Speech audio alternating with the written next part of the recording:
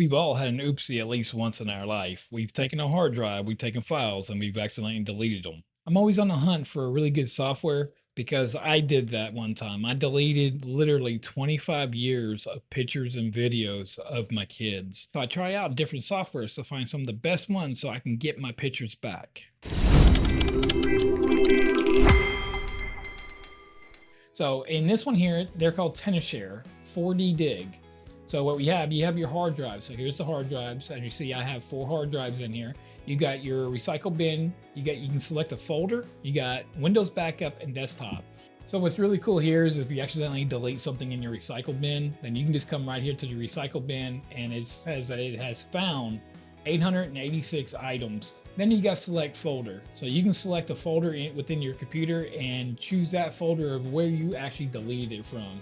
That is a really neat feature with this software here too, because you don't find too many of those where you can actually choose that select folder. So you know if you were in a Windows folder and you deleted something from that folder, you can go back to that folder from where it was deleted from. So it will recognize that folder in there for you to recover that software.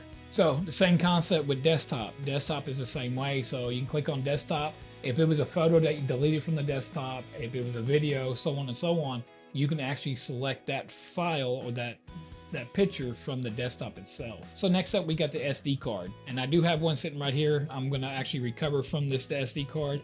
So I have dash cams in my cars, and what happens is dash cams, you put them on loop recording. So it re-records over the old footage. Well, what happened if you forgot about getting a certain footage off of there? Well, now you can go back in and try to rescan that drive and find the footage that was already rewritten over or deleted for the next phase to be rewritten. You have a chance of getting that back. So next up, we have dedicated video repair. So you can scan and match video fragments in any storage media through AI advanced algorithms to recover a complete and playable video. Then you got cloud. But this one out here, you go to Dropbox. Say, I have stuff in my Dropbox and my storage fills up and I don't want to pay for a lot. Well, what if you deleted something off of there and it was the wrong one that you deleted? I've done this actually numerous of times and I've had to re-upload to Dropbox or I've lost that file completely. Well, now you can actually link your OneDrive, Dropbox, or iCloud, link them together, and also get your information off that way as well. Okay, so the next one is crash PCs. You actually make a bootable CD, you make you a thumb drive, and if you ever get a blue screen of death and you can't get back into Windows, I mean, I don't know how many times this has happened to me, especially as a gamer, whenever I'm gaming and if something happened to my PC, I'm lost to where I was at. Well, I can't ever get back in. Well, you have to reformat and redo everything on that PC, and then you wind up losing all your data. So anything that I had on my PC, especially because we use our PCs for multiple different things. It ain't just for work, it ain't just for gaming, it's for both.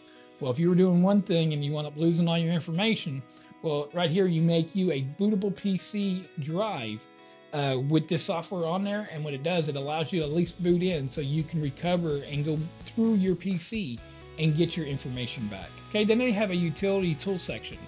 So you got image repair, file repair, audio repair, and video repair.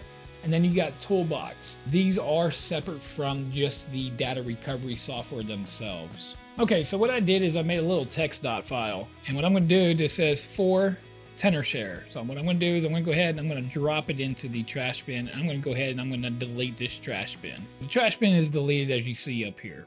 So now what I'm going to do is I'm going to reopen the software. So now that it's reopened, I'm going to go ahead and I'm going to go to a recycle bin. I'm going to hit the rescan button. I'm going to go ahead because now for this one, you can actually look for just pictures, just videos, just documents, or audio. So I'm going to uncheck everything but my documents. Okay. So I'm going to scan documents only. So I'm going to go ahead and hit next. Okay. So scan is complete. It only took about 15 to 20 seconds. And in that time, it found 4.97 gigs of files within the trash can.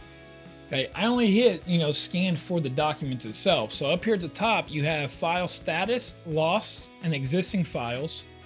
Then you got file type. I'm going to go ahead and I'm going to click on document, and then I'm going to find the TXT file.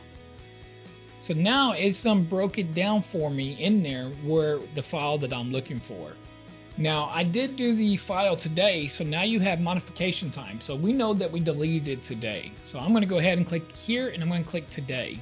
So file size, if you know, I know that that text dot is under 1 megabyte. So I'm going to go ahead and click under 1 megabyte, and then file tags. So if you know a tag, then you can tag it. So it's going to be underneath users, double click me, and then I'm going to go to desktop. Here's the new document right here.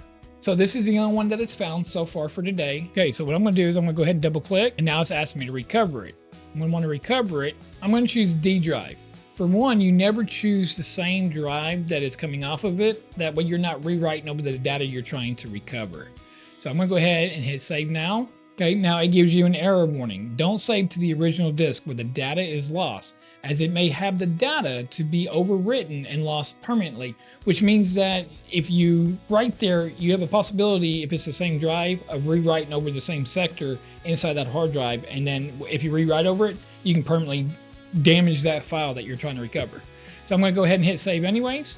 So now it automatically opens up to the file that it was saved. Okay, so it automatically opened. It says C, so I'm going to go ahead and open it. It says user, then of course me, Thomas, and then of course the desktop where I asked for it to come from.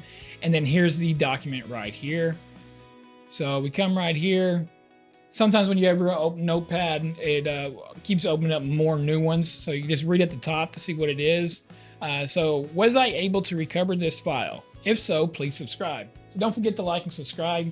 Push this video out there. I'm always on the hunt for either new products, new software all the time. If you're not subscribed, you're gonna miss something. Go ahead and like and subscribe. Don't forget to leave a comment down below if you have a favorite software. Let me know what your software is, and maybe it will be better than anything that I've used, and I'll try it out. All right, so next up I have the little SD card from the dash cam. What I'm gonna do is I'm gonna plug this into the PC and I'm gonna format this drive, and then we're gonna see what we can pull from it.